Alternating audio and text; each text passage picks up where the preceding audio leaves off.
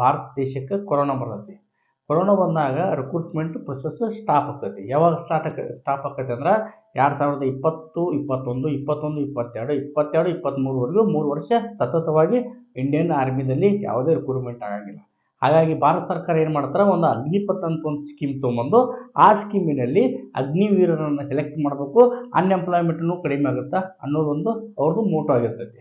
ಮತ್ತು ಇನ್ನೊಂದು ತಿಳ್ಕೊರಿ, ಆ 3 ವರ್ಷಗಳಲ್ಲಿ ಎನ್ಯುವಲಿ ಅಂದರೆ ಪ್ರತಿ ವರ್ಷ ಕೂಡ 50,000 ರಿಂದ 60,000 ಮಿಲಿಟ್ರಿ ಸೋಲ್ಜರ್ಸ್ ರಿಟೈರ್ಡ್ ಆಗ್ತಾ ಬರ್ತಾರೆ.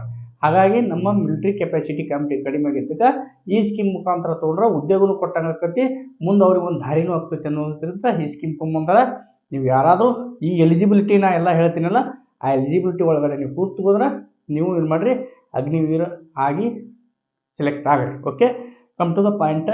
ಇದು ಯಾವಾಗ ಬಂತಪ್ಪ ಅಂದ್ರೆ 2022 ಸೆಪ್ಟೆಂಬರಲ್ಲಿ ಇಂಪ್ಲಿಮೆಂಟ್ ಮಾಡಿದ್ರು. ಯಾರು ಮಾಡಿದರು?